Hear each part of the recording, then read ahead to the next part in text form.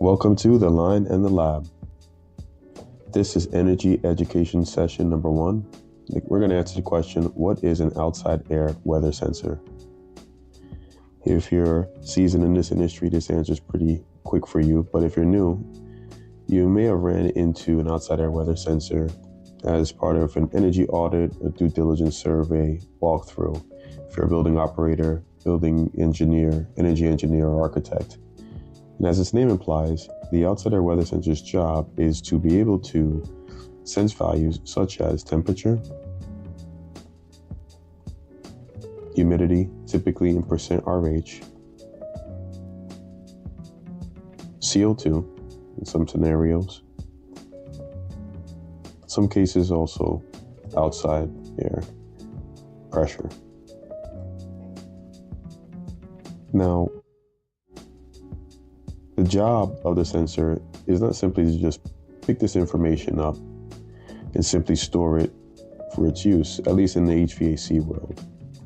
But when we talk about an outside air sensor in the HVAC world, we're typically talking about it with relation to its contributions to equipment types like our air handlers,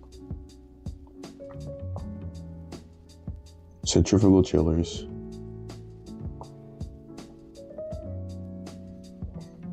we'll throw in our cooling towers into the equation as well.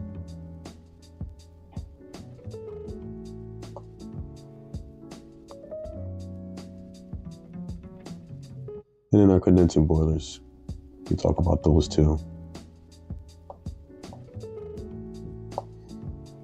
And what's normally happening is the outside air weather sensor is hardwired or could be communicated via network to a control panel. It could be a direct digital control panel, or it could end up just being a controller that's standalone as part of a packaged skid or a packaged piece of equipment. But ultimately, the goal of that control panel is to broadcast that equipment directly to your air handler, for example. And its job in that scenario would be in order to inform it about appropriate outside weather conditions in order to use free cooling when available. For your chillers, as well as in your boilers, you may see the operation really for enabling or for reset strategies relative to your supply water temperature.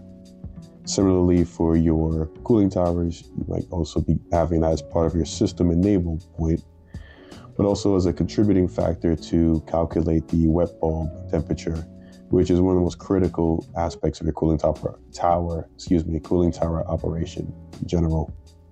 This is a brief introduction to the sensor and just some of its attributes.